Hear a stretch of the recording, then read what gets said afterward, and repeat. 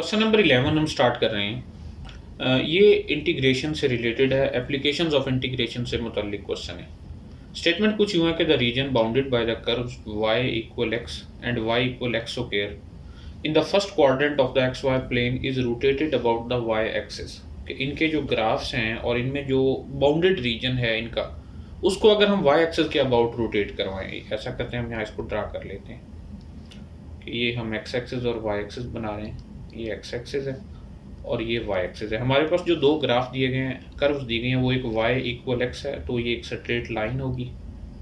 ये क्योंकि first quadrant में सिर्फ बात की गई है तो मैं जस्ट फर्स्ट क्वाड्रेंट ही बना रहा हूँ। तो ये है y इक्वल x।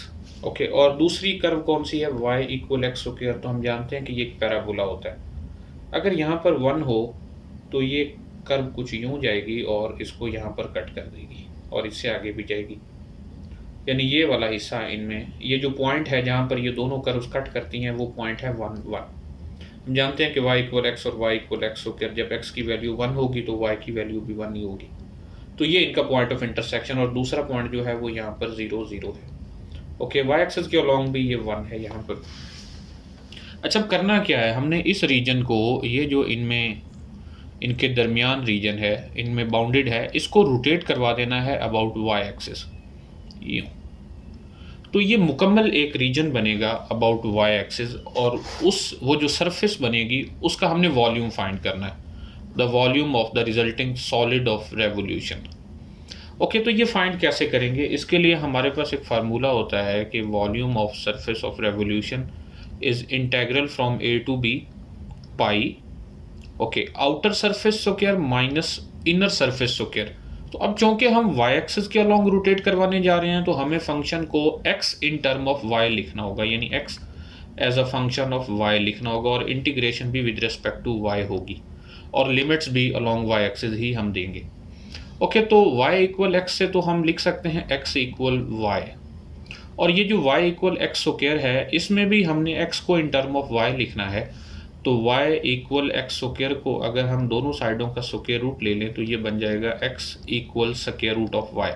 वैसे तो ये पॉजिटिव और नेगेटिव स्क्वायर रूट y होने चाहिए थे, लेकिन चूंकि हम फर्स्ट क्वाड्रेंट की बात कर रहे हैं तो जिसमें x पॉजिटिव होता है, इसलिए हमने x को just square root of y लिया, positive square root of y।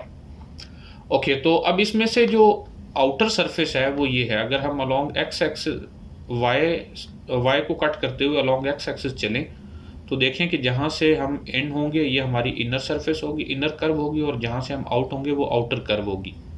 तो आउटर कर्व का स्क्वायर, तो आउटर कर्व है हमारे पास x equal square root of y, so square root of y का स्क्वायर माइनस इनर कर्व जो है वो है x equal y, so only y square and dy। अच्छा, इसके साथ ही हमें लिमिट्स का भी तयन करना है। तो अलॉन्ग y एक्सिस हमारा जो रीजन है वो 0 से 1 तक है, तो इसलिए हमारे पास जो लिमिट्स होंगी वो भी 0 से 1 तक होंगी। तो अब हमारा काम सिर्फ ये इंटीग्रेशन करना है।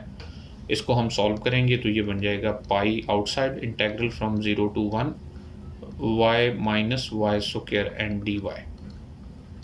इसको फर्दर सॉल्व करते हैं, ये बन जाएगा पाई और y square over 2 minus y cube over 3, और लिमिट्स हैं 0 से 1 तक।